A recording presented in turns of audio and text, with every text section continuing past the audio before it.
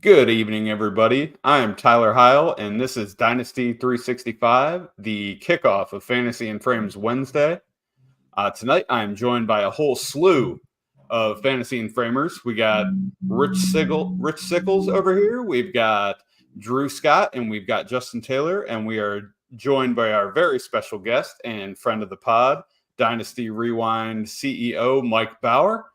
Let's get it going.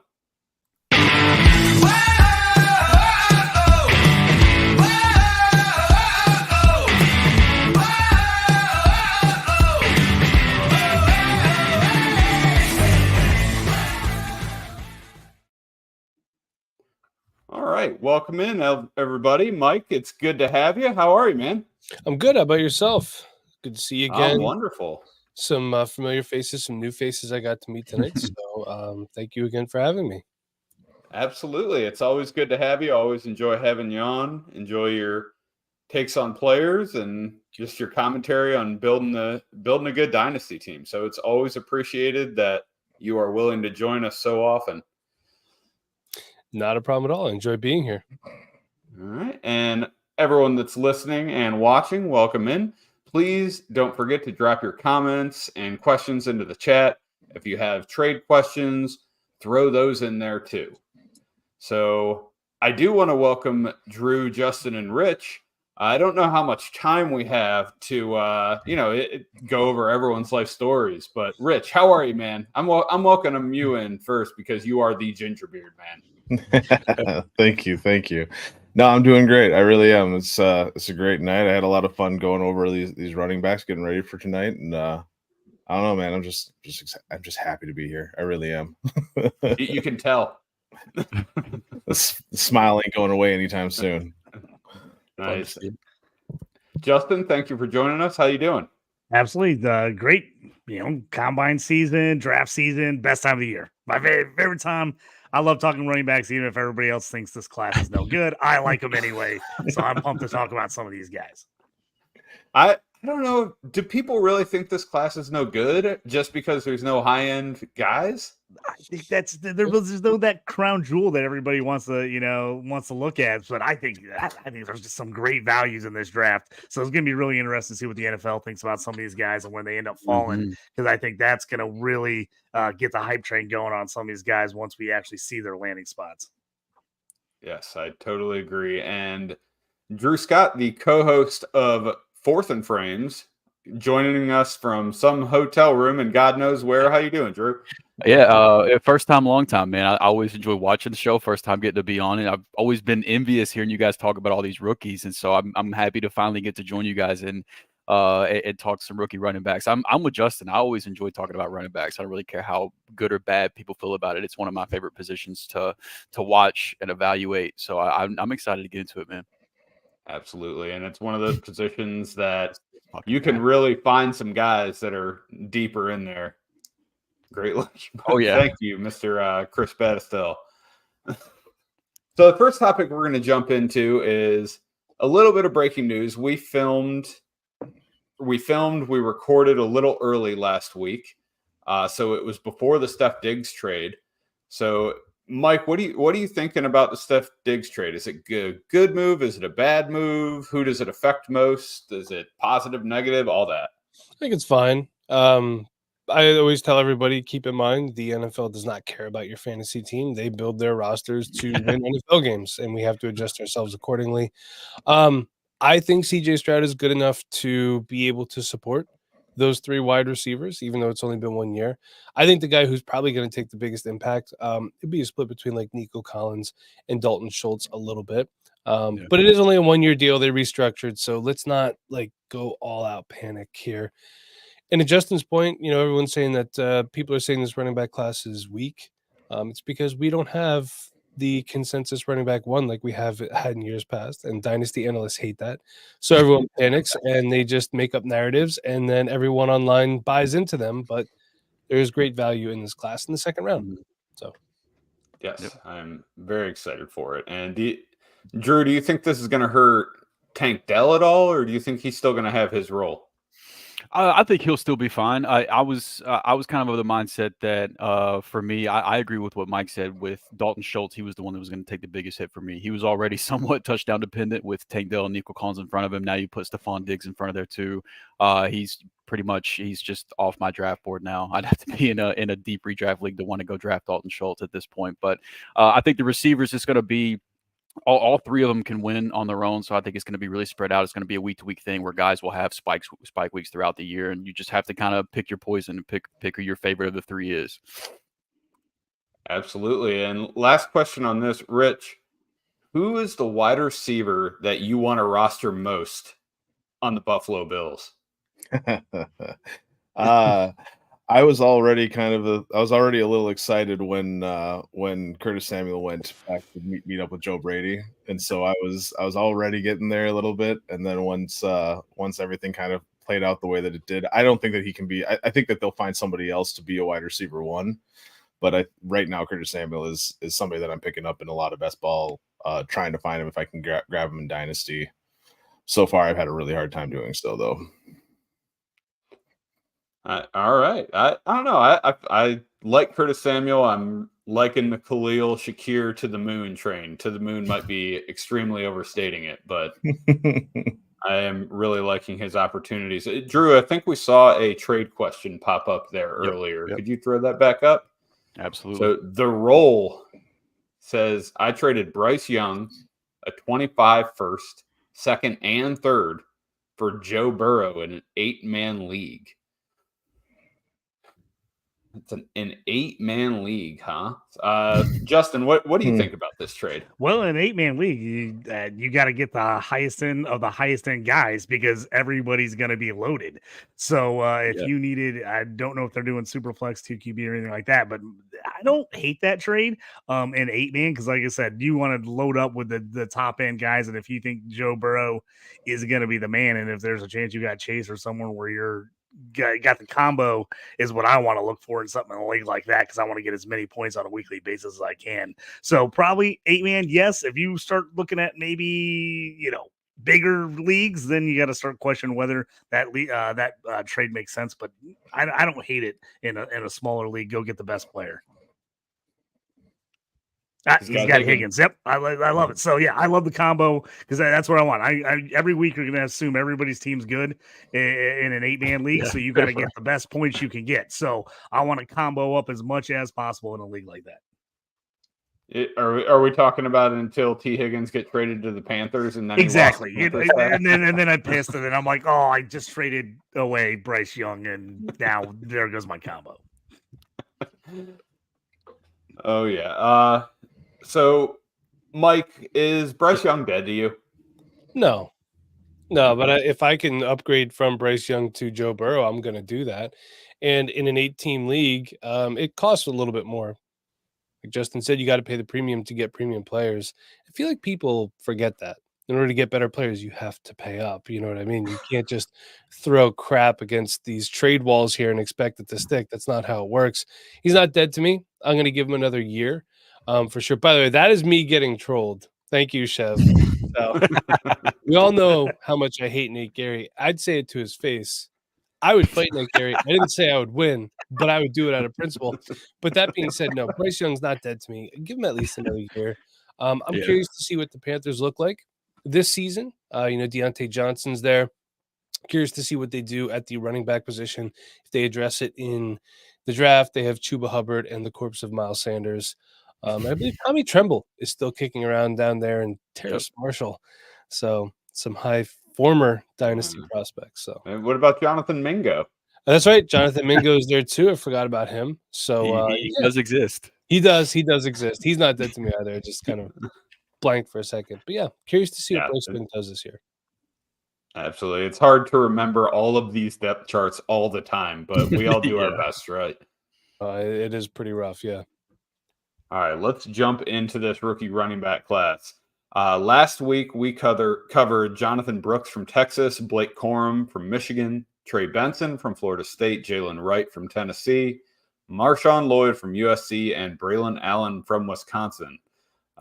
Murderer's row there, for quite the top-ranked running back. So we're going to get a little down and dirty into some of these running backs tonight, and we're going to try to find some diamonds in the rough for you.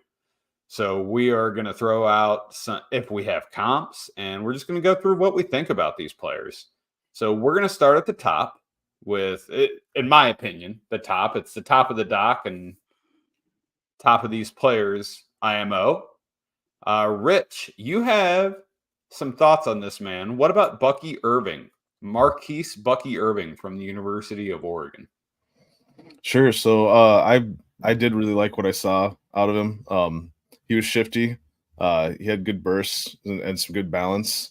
And I liked what I saw out of him in the passing game as well. He seemed more natural, more fluid, catching the ball out of the backfield.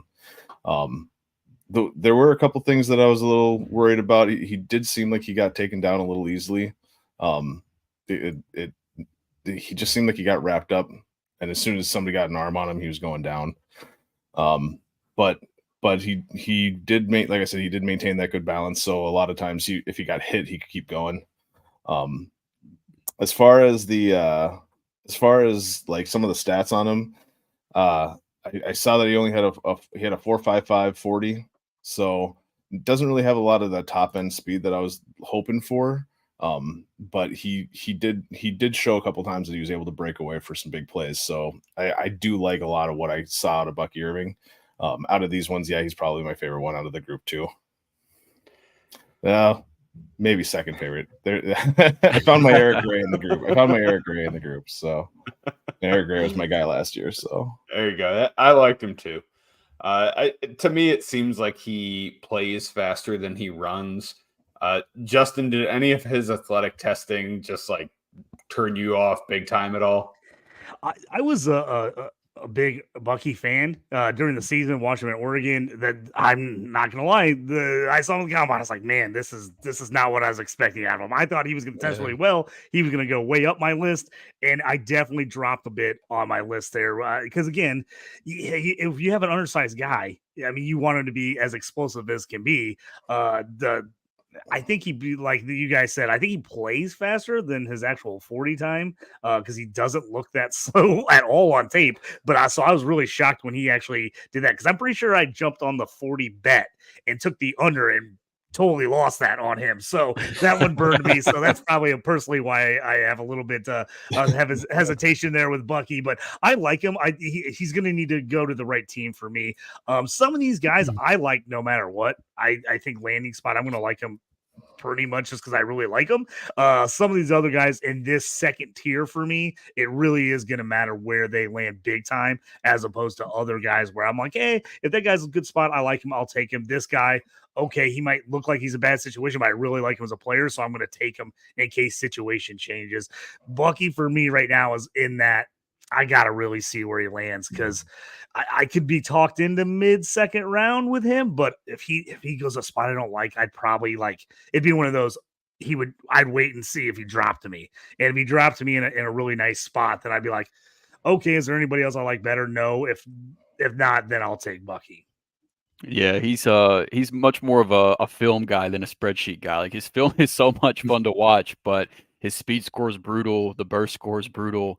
But yeah, for me, a lot of it will come down to how much does that combine performance affect his draft capital and what teams are willing to invest into him. But I mean, he's a lot of fun to watch. He had over 6 yards per carry during his college career. He was in the 90th percentile with his college target share. So I mean, the production's there, and the film's a lot of fun. But I don't know how much that combine performance is going to affect the draft capital, though. We shall see. The 40 wasn't fantastic at 4.55. That doesn't scare me too much. But the vert, a sub 30 vert and a sub 10 broad, that is a little concerning to me. I had a 30-inch vertical in high school. I will let you know that. So that scares me. Anytime a guy jumps slower than me, I'm like, ooh. I was like, I expect these guys to be pretty good athletes. If they can't even dunk, I'm like, I was like, it's a little scary to me. Did you peak in high school, Justin? Oh, I peaked at 8th grade. I absolutely was way ahead of the curve. I was the biggest, best kid ever in junior high. Everyone told me I was going pro and everything. Is, of course, I grew up in a super small little town, and everyone's like, "You're the greatest." Yeah. Then I got to high school, and everybody grew, and I stopped growing. And then I went from the biggest kid on the basketball team in 8th grade to the smallest point guard in the conference. By the time I got in high school, so I know what it's like peaking early. All right. So our next guy up is Audric Estime. I'm going to go ahead and start with our guest, Mr. Bauer. How do you feel about Audric Estime? Is anyone old enough to remember when Corey Dillon played football? Absolutely. Yeah. Audric Estime reminds me a lot of Corey Dillon. He's big. He's physical. He does not have the best top end speed, but he is actually, I think, an underrated pass catching back in this class. I will say I do think Bucky Irving is probably him and Trey Benson are two of the best pass catching backs in this class, in my opinion. Yeah. But Estime is a pretty big dude. He's more powerful than he is elusive and quick and shifty. So I do think I see kind of a shift in the NFL with the way that running backs are going. Not everybody needs to be a super speedster. So Tyler, like you were saying about how you're concerned about the 4.5 for Bucky Irving, whose real name is Marquise. And in case anyone's wondering, I think the teams mostly care about that 10-yard window. What can you do in those 10 yards? Audric Estime is good enough in that window. He has enough burst and enough physicality that his long speed is not an issue. But he's surprisingly explosive after he catches the ball. For a guy his size, his frame, and it's weird how these cycles go in the rookie draft season. We heard about him a lot, and then he just kind of died off a little bit. And now I'm hearing a bit of a resurgence on Twitter. I'm not calling it X, I refuse to. But if you get this guy in a system where you could let him grind it out and bang it between the tackles, I think he could be pretty productive. Now, for fantasy purposes, I don't see him being more, even in a starting role, than like a high-end running back too. I just don't think a team's going to give him the PPR ability that you'll need to really have a running back one. But still, a guy you want to roster, if I could get him in like the late second round, depending on landing spot, I'd be okay with that. Like if the Cowboys went after him instead of Jonathan Brooks, is he the running back one in the class? So a lot of people are saying Jonathan Brooks to Dallas. If they don't like the medicals, who knows, even though they did the surgery, blah, blah, blah narratives. So we'll see what happens there. But I do want to say one thing. I think I've never seen such a landing spot dependent running back class as this one, because there's no Bijan, because there's no Jahmyr Gibbs. So, landing spot is really key for all of these guys.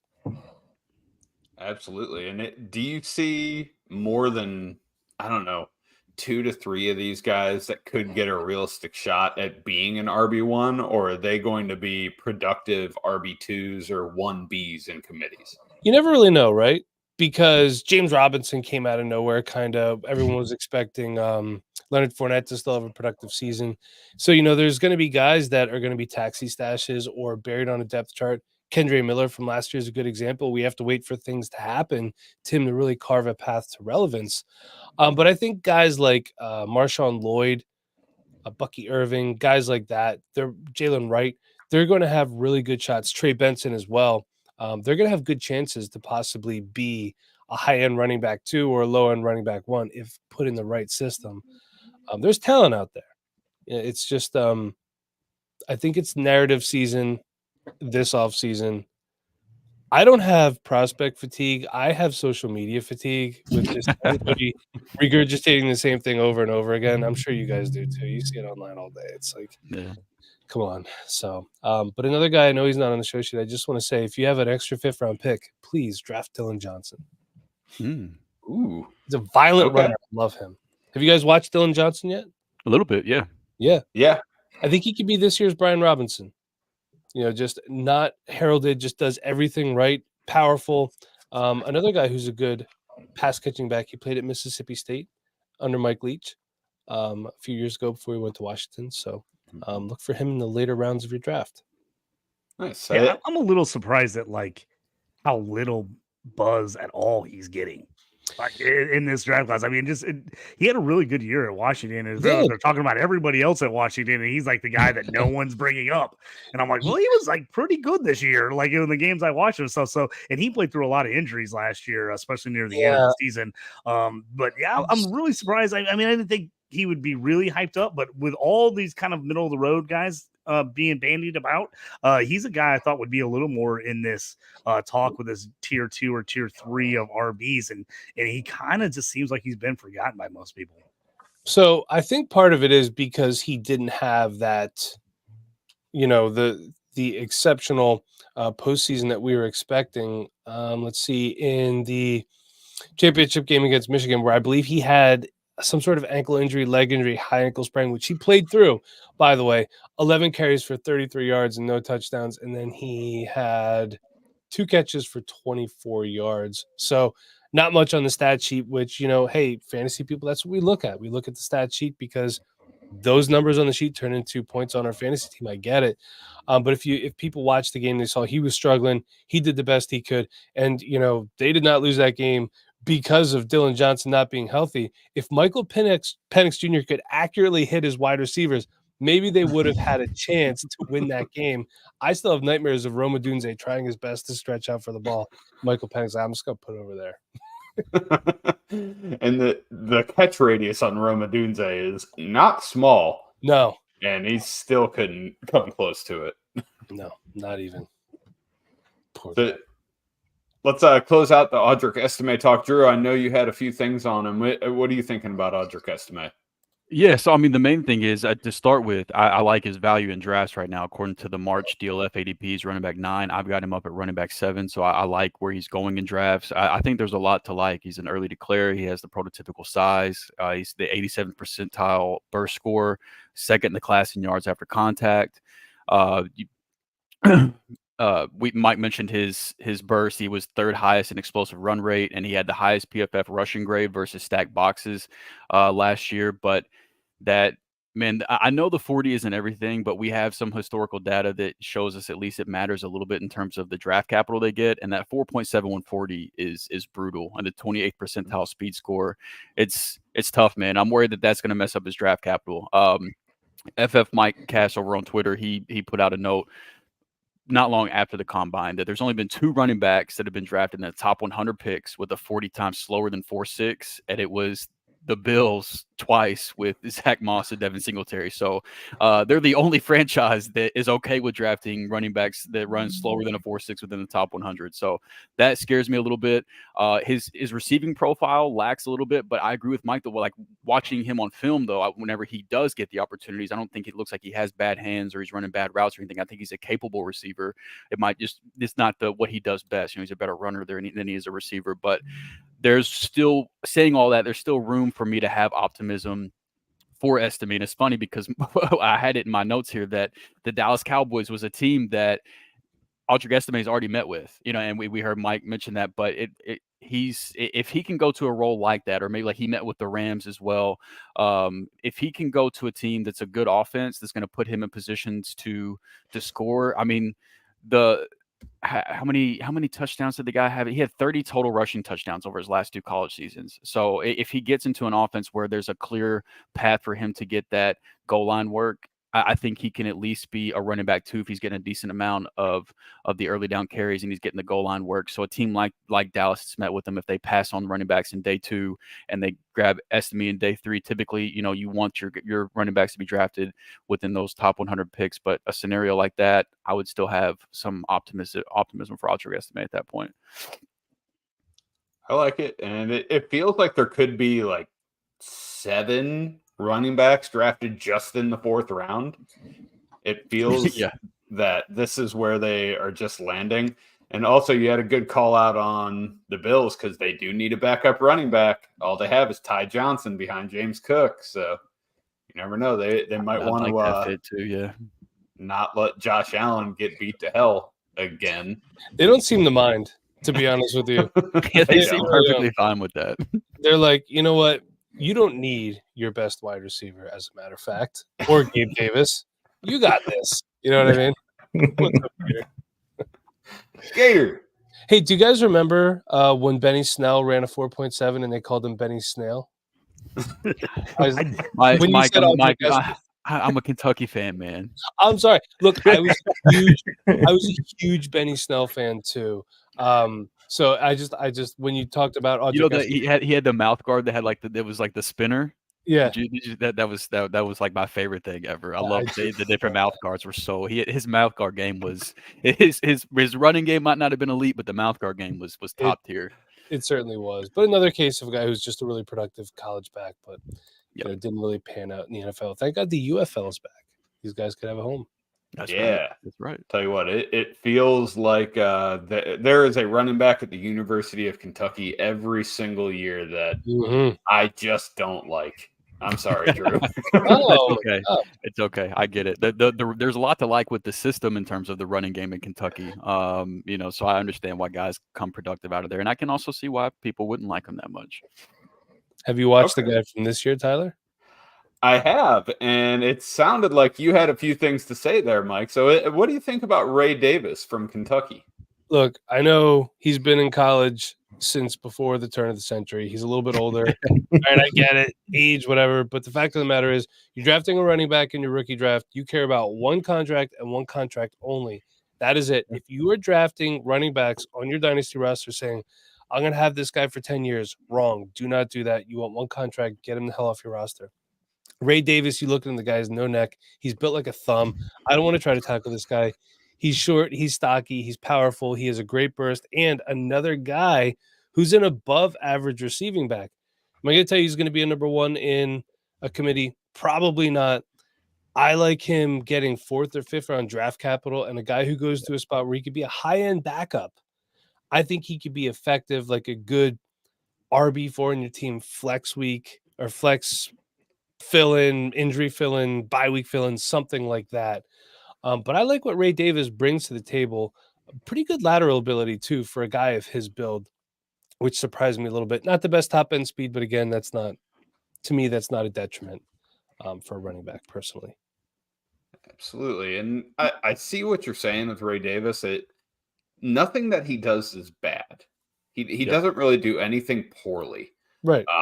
It's just a lack of he's really good at X or Y or Z that I just can't find. He feels ordinary to me.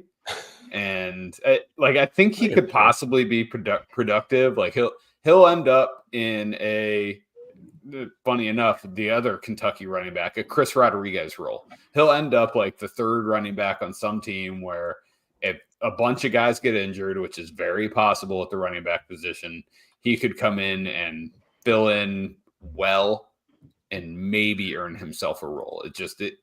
He doesn't excite me. Nothing about his game gets me excited, and that's my issue with him. I like Chris Rodriguez too. I say, Drew, should you jump in here or should I jump on here and so we can pound the table for Ray Davis? So I'm going to do a little bit of both because the last sentence that I have is very on par with what Tyler says. The last note I have is he's good at everything. I just don't know if he's great at anything. So I don't necessarily disagree with what you're saying, Tyler. But I mean, he's under that magic 4.6 number with his 70% percentile speed score. 5.7 college yards per carry across the career, 11% college target share, 28 total touchdowns over his last 2 years one at Vanderbilt, one at Kentucky. I think there's a lot to like, and I think he's a really well-rounded back that a team is going to feel very safe drafting him at like the front end of day 3 and immediately plugging them in as a running back 2. And I think he's a guy that's going to be an injury away from being. I think he'll be a handcuff basically that can be valuable in spot starts throughout the year, and that has a place on dynasty rosters, as we know, with how difficult it can be to start 2 running backs on any given week during the fantasy season. So I'm right. I've got him at running back 10, and that's where he is on the DLF ADP most recently here in March. So I'm even being a Kentucky fan, I'm not like extremely high on him, but I think he's fairly priced right now. All right, Justin, you want to pile on? I'll jump in here, and I saw Gator in the comments because I just stumped hard for Ray Davis on a podcast last night, so he's already giving me. He says I'm running the price up too high on Ray Davis. I actually love Ray Davis. To me, I think he's the most slept on running back in this draft class. Kind of like they said earlier. Is he old? Yes, he's freaking old. The dude's like almost 25. But again, we only want him for those 3 years, those 3-4 years. When he gets to 28, the team's going to drop him. You're going to drop him for fantasy, and you don't care about him anymore. But he can give you 3 or 4 really productive years. I think he's a guy that is. I think he gets taken in like that 4th round, and I think that team's going to be real confident because dude is a grown man already. He's ready to play. He's ready to go. Yeah. He's gonna show up at camp ready to play. He isn't going to have to learn stuff. The other thing too is the guy was ultra productive at 3 different schools, in 3 different terrible schools where he was their best player. Outside Kentucky was not terrible this last year, so I'm not going to rip on it. But I mean, he was at Temple, which was bad, and he was great as a freshman, absolutely great as a freshman. Got hurt, transferred to Vandy, was absolutely great at Vandy, even though they were terrible. He still was good there. And then he was my absolute favorite, like C2C CFF pickup last year when he transferred to Kentucky. I was all over him. I'm like, this guy is going to be awesome, and he was for my teams. I think his receiving profile is highly underrated. If you go back and watch his film, they did not just throw screen passes. He wasn't like the outlet dump off on all the plays. So he had good receiving stats. If you look at, he had over 20 catches a couple different times. They actually threw the ball downfield. There's one, and I really wish I could remember what team they were playing. It might have been the Louisville game, but they sent him on a go route, basically out of the backfield, one-on-one with a linebacker and a safety, and he actually burns both of them, and they throw a straight to him right down the field, and he just caught it. It wasn't like, I backed it into a catch and I fell because, I just had to hold the ball. He caught it, boom, touchdown. I mean, easy. I think he's highly underrated in that aspect of his game. I think there's going to be an NFL team that absolutely loves him and gets him in, and he's going to be that guy. He's going to be a nice handcuff, like Drew said. I think he's going to be a nice backup there that can be an RB2.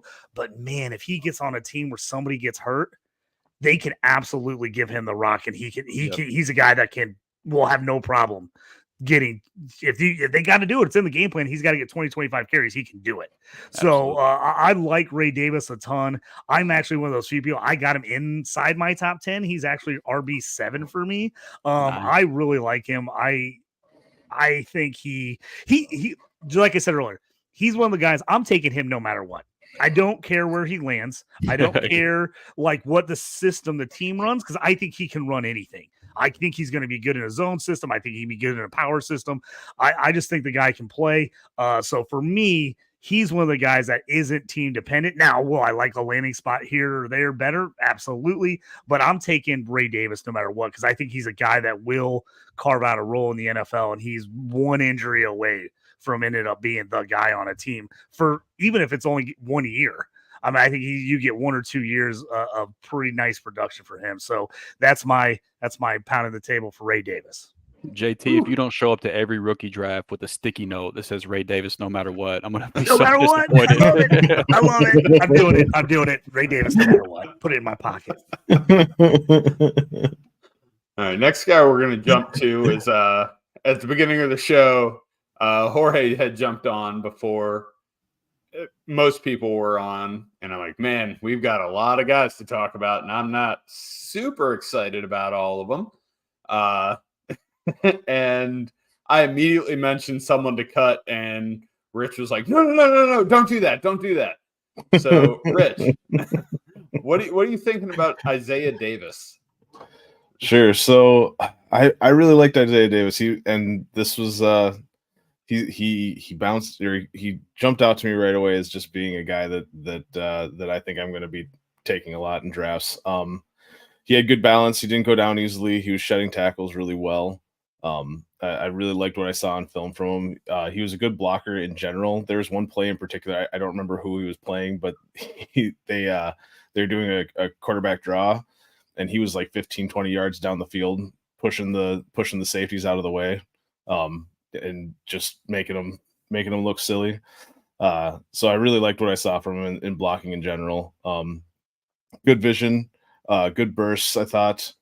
A couple things that I thought that he needed to work on was he does need to work on his pass catching ability a little bit, and he lacked that top end speed again, like we were talking about before. Not terrible, 4.57, not terrible, but still, he seemed to get caught from behind a couple times. But yeah, no, this, like I was saying before, there's Last year, Eric Gray was my favorite guy coming out, just favorite sleeper, and this is probably gonna be my Eric Gray this year, where I'm planting my flag on him late and taking him wherever I can. All right. And the other guy that wanted to talk about him was Drew. What are you thinking about Isaiah Davis? Why are you excited about him? I like the profile overall. He's got solid size. He had it. The production is there in college. There's the question marks of how tough was the competition that he faced in college, but good or bad, he beat up on him. 7.6 yards per carry, over 4 yards after contact per attempt. 23% of his runs went for 10 plus yards, and he had an almost 10% target share. So, he's not an early declare.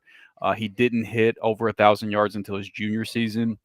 And the speed score, the burst score, they're not really where you would want them to be, which is why he is down. The March DLF ADP didn't even have him on the board. He was outside of the top 18 running backs. I've got him at running back 11. So I think he's in that range for me to where I think he could be I guess an even a little bit lesser version of Ray Davis, where I think he could be a solid handcuff that where if he is inserted into a starting role during the season, I think he could be productive with the touches, but not somebody that I've got him at running back 11 compared to him not even being in the top 18. So I like him, but he's somebody to where, like, if I'm in the 4th round and there's a teardrop and the guys that I was targeting that area there, he's somebody that I'm basically auto drafting in like the back of the 4th round. All right. And I know Guys, you mentioned that Hey, real quick, don't forget, Tyler, he's bad because he played at South Dakota State, so you can't draft him. He sucks. I really liked Sincere McCormick last year. I like Sincere McCormick too. Got to kind of give up on that dream a little bit, but I agree with you. I like Isaiah Davis a lot too. Super physical guy. Another guy, like, you're talking, why draft Audric Estime when you could draft Isaiah Davis 2 rounds later? If we're talking about the actual NFL draft, just physical banger. Has no problem taking what's there and is physical enough to move people out of the way to get more too. Better top end speed than I expected too from a guy of his frame. So I really like Isaiah Davis. Glad that you guys are putting some respect on his name. It's awesome. Yeah. And I know, Drew, you mentioned that he was 18th in DLF ADP. Mike, did you get your ADP running over at Dynasty Rewind? It's rocking and rolling right now. Thank God man. I have people working for me that know how to operate a spreadsheet because I have no clue what I'm doing. Let's see. Isaiah Davis, running backs are green. So where are you, Isaiah Davis? He is currently running back 20 on Dynasty Rewind ADP. I'm the guy who's high on him in the group, but this is for we basically do drafts every night, and it's partly the crew, and then the rest we fill with our patrons. So he's running back 20 right now, which I think is low. There's some guys coming like Luis Reese-Zammit, who I still haven't scouted yet, and Isaac Garendo from Louisville, who's fast, but really not much else. And the draft is going to sort a lot of this out. So right now you could get him with the 602. Man. Or a whole lot of rookie drafts that have 6. I've seen some. I've seen some that, like, when people fill out roster reviews, they have like 8 rounds. And they're like, what should I do? And I'm like, you should tell your commissioner that you have too many rounds to draft. That's the first thing I would do. I'm always one of those guys. I like the 5th, 6th round rookie drafts because I'm like, now I can just take flyers on random running backs and tight ends and stuff them on my taxi squad for a couple years and just pray that one of them kind of hits so I can talk trash to the rest of the league. Be like, see what I knew? See what I knew when I took this guy in the 6th round 3 years ago? Quarterbacks too, because let's not forget Brock Purdy was an afterthought at one point in time in the 4th, 5th round of rookie drafts. He was 3rd on the depth chart. He was the last pick in the draft. So when people say these picks don't matter, no, they don't matter to you, but they definitely do matter. It's some sort of capital. Hey, let's not forget math. 0 is part of the equation too. So everything has a value. It's just how you utilize it. That's the important thing. But looking at this, I'm sad that Jordan Travis is 1 spot after Isaiah Davis. Jordan Travis shouldn't have ADP. He is awful. Everything has value except for I'm sorry. He has value for the Canadian Football League. Okay, let's put it that way. I don't even want him in the UFL. I'm supporting him to play in a different league in a different country. I felt the exact same way about Jordan Travis as I did the quarterback of New Hampshire when I was watching our next guy, Dylan Lauby. It was Mike, rough. what do you think about Dylan? All right, so we got to talk about this guy. He had one really good game. I forget exactly who it was against. You guys remember? I think it was like Illinois or something like that. Does anyone remember? Am I going crazy? They did not I play don't Illinois remember. this year. I just know because I live in just outside Champaign. I know they did not play Illinois this year. So I think it was a Big Ten team. But Yeah, I don't I think it it was. them. I'm going to look it up right now. It was we had 180 against Dartmouth and then 132 against what was it, Villanova. I could have sworn that he had like a really good game. It could have been from a couple years ago, whatever. Look, he is a really good running back for New Hampshire. I do not think that what he does is going to translate to the NFL. He's 5'10", 208, but there's something just I've seen 5'10", 208 running backs in the SEC that just look and play a lot different than Dylan Lauby. Now, that being said, do I think he's going to be on a roster? I do, because he brings a lot to the table as a receiving back, and he brings a lot to the table as a special teams player. I think this guy is going to be more important to an NFL roster than a fantasy football roster. He's going to get drafted to a good team like if the Chiefs draft him or the Bills or something like that to be kind of a gadgety player / special teams guy. People are going to go nuts over a guy like this, like Mecole Hardman was when the Chiefs drafted him. So beware if a good team drafts him, he's going to get that good offense bump. I'm probably not taking a chance on him. If I could get him as a UDFA and he has a decent landing spot, I might consider stashing him somewhere.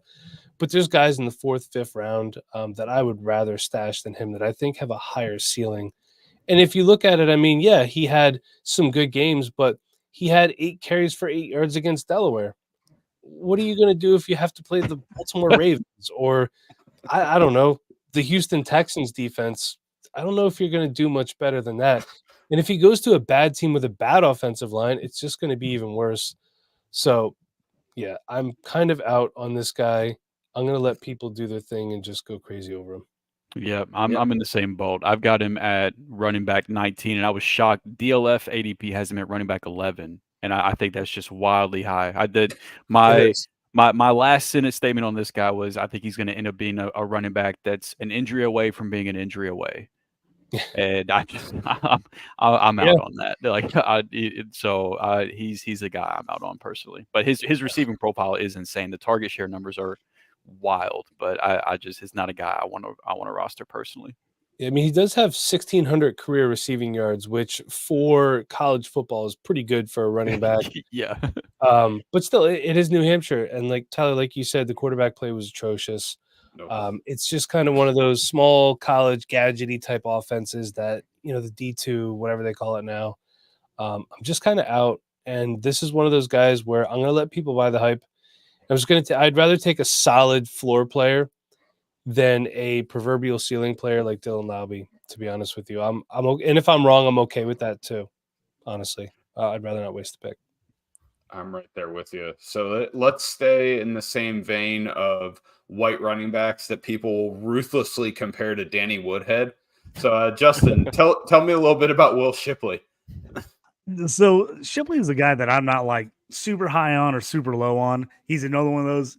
If he just gets to me in a draft where I'm looking at my rankings and I'm like, well, he's the highest rated guy left, I'll possibly grab him. I'm definitely not reaching for him at all. I think he can make a place for himself in the NFL. I just don't see where he's going to be a super relevant fantasy player. I think he's going to be on a roster. I think he could be a solid 3rd down back. I just don't see him getting a lot of early work. I don't hate anything about his game. It's not like I just dislike him, but something about him. I don't love it.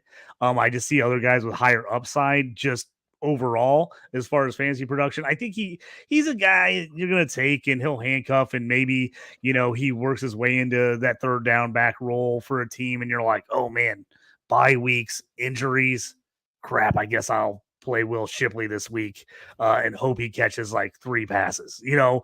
So I don't know. I like him. Okay. I don't, like I said, he's got decent size, decent speed, played in the ACC, but he's just not a guy super high on my radar. Again, if he falls to me, I'm on a team. I'm like, well, I could use a running back, and a bunch of the guys I have rated in front of him are already gone. I'd take him, but he's not a guy that is on my radar that I'm like, he's no Ray Davis. I'll say that. He's not on my radar of a guy that I'm like gonna like actively try to acquire a lot of shares of. So with the kind of the Ray Davis mention, and you're going along the lines of he does everything fine, and I agree with that. However, what jumps out to me about Will Shipley is some of his pass catching ability and his contact balance. Those were the two things that really jumped out at me, which screams that he can be a third down back who has the body of a guy who can run it up the middle. He's pretty well built, especially for a guy who you see as a pass catching running back. So I actually have Will Shipley as my RB10 right now because I do like that ability that he can bring. I think he can immediately go to a team and be a solid pass catching back. I would love to see him go back up Joe Mixon in Houston because I think the Houston Texans coaching staff is all the way over Dameon Pierce. And I think we're well past that point. Oh, yeah. But I like Will Shipley. Yeah, like I said, I actually have him at RB10. So it's not like I know I didn't like go give a glowing review or anything of him there. I do like him okay, so he is still my RB10. It's just he's not a guy I'm focused on. But again, if I get in drafts and he falls and I'm picking, late second round, early third round, I've got a pick and he's still there on the board. He's definitely a guy I'm going to consider because to me, that is where he's going to make his mark in the NFL if he does. That is that third down back role. I think if he gets on the right team and the coach staff really likes him, to me, it makes sense that he's a guy that could get you quite a few catches out of the backfield. And if you're in a full PPR league for running backs or a league that gives you, bonus points for running back catches, he's definitely a guy that I think is worth rostering. My buddy John McGlynn jumped up there. he knows how much I love Ray Davis. So. What's up, John? I love John. He's a great guy. He is. So next on our list, someone that I was actually introduced to last week. Rich, you seem to have some strong thoughts about him. What are you thinking about Kamani Vidal from Troy? Sure. So I really liked what I saw out of him. I think that he's going to have I think that he could have a role someplace. I didn't get a whole lot of tape on him. There wasn't a whole lot that I could find out there. Outside of like just highlights and stuff like that, but the tape that I did get to watch, I thought that he did really well. He ran with purpose. He seemed really shifty. Had a good stiff arm. One of the things that I marked down was he's very tenacious in pass protection. He still needs some work on it. Wasn't the greatest when it came to it. He definitely didn't quit. So he's got that. Hard. He tried hard. He tried real hard. But he was good in the pass game too. He seemed like a fluid pass catcher. Had good balance.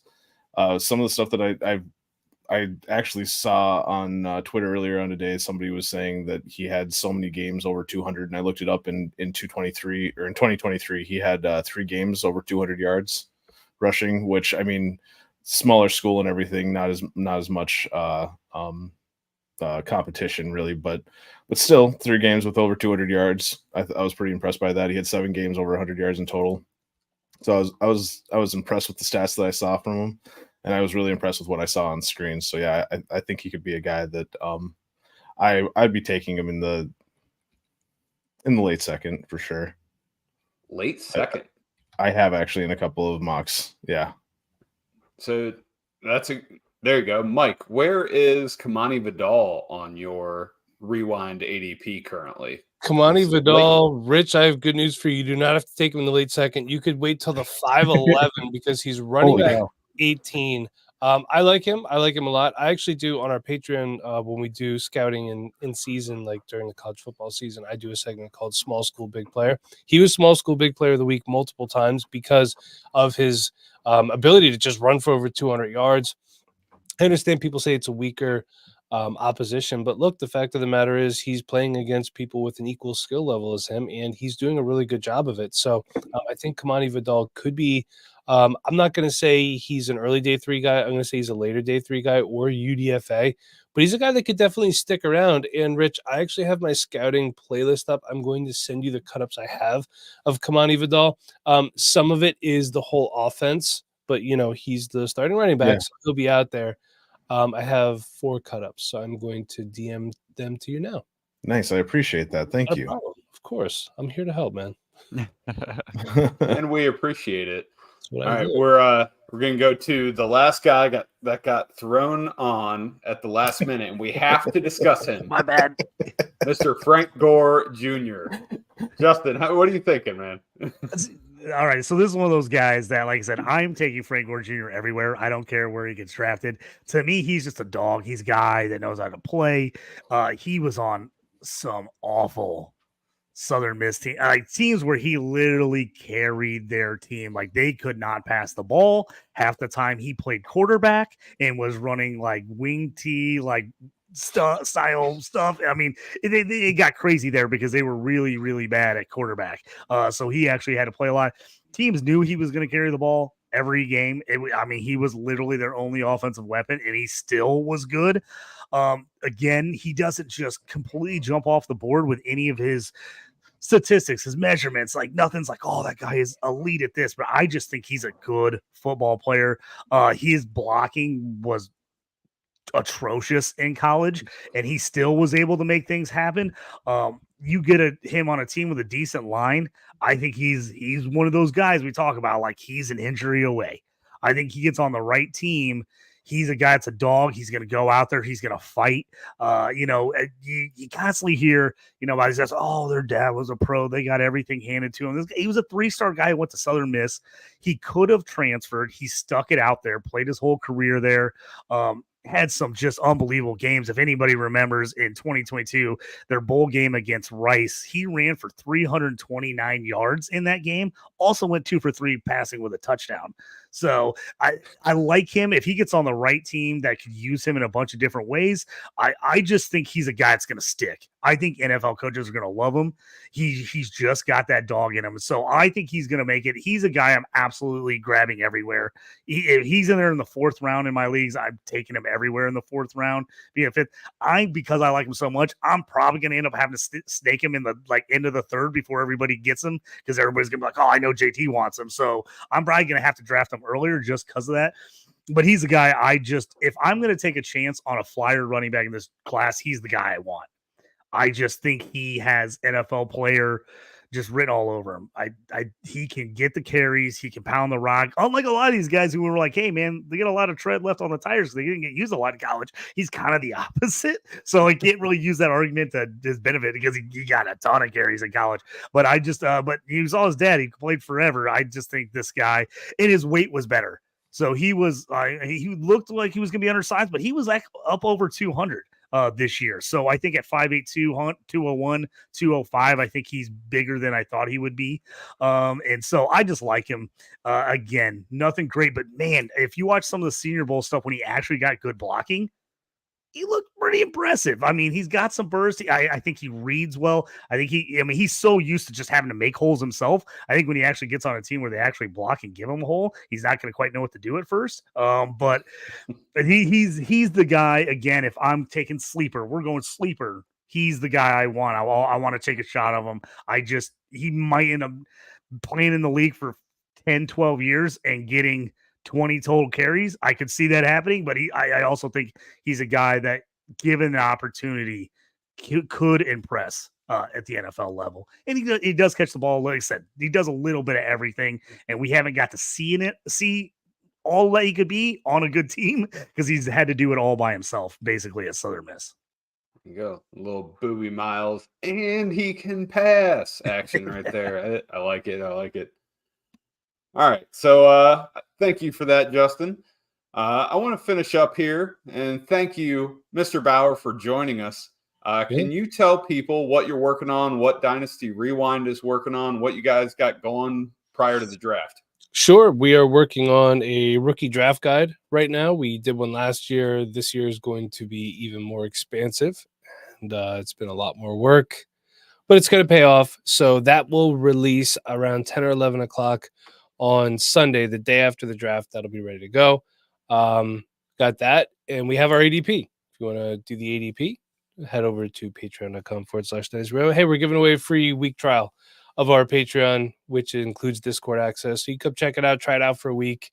Other places do it like 2 or 3 days. We give you a whole week so you can play around with everything we got in there. But other than that, we're just dropping pods, dropping YouTube content. I don't tweet much because if I want to argue with idiots, I have a toddler that thinks she knows everything. I would just rather do that. So Tyler, you know what it's all about. You got kids too, man. But yeah, that's it.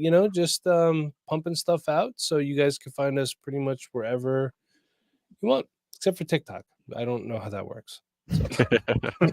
Same. That does Never not related to surprise me somebody so one much bit. in my life. I don't know, and I don't care to know. It's one of those things like, oh, you're such an old man. Okay, that's fine. I'm fine with that. Yeah, me too. Yeah, absolutely. Go check out Dynasty Rewind. They got awesome stuff going over there. And that draft guide, not only is it informative, but I remember seeing it last year, and it's beautiful. You guys did a great job designing it. Shout out to Sean, our graphics guru, as I like to call him, and it's actually been redesigned from last year.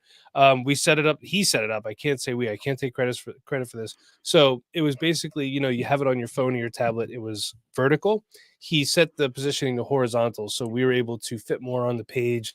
Everything's a little bit bigger, a little bit easier to read, a little clearer. There's I think like an extra 20 or like 10 to 20 pages in it. It was 73 pages last year. It's even more now. We're scouting ahead. We have guys to know for the next 2 classes, 25 and 26. So it's going to be interesting. It's going to be fun. It has been a lot of work. I kind of can't wait till the draft is over because I am tired of going into Canva and updating heights and weights. It's getting old. But still, what it is. I think we're all a little excited about it. Well, Mike, thank you for joining us. You can follow Mike on Twitter at Rewind CEO. You can follow Rich Sickles at Rich Sickles GBM, Gingerbeard Man. You can follow Drew Scott at Drew3MR on Twitter. And you can follow Justin Taylor at JT Orange on Twitter. Please go check out our website, fantasyandframes.com. We have our rankings up there. I'm going to be getting mine up here in the next week or two. I am on a NFL coaches schedule when it comes to scouting players, but I am getting caught up with everyone.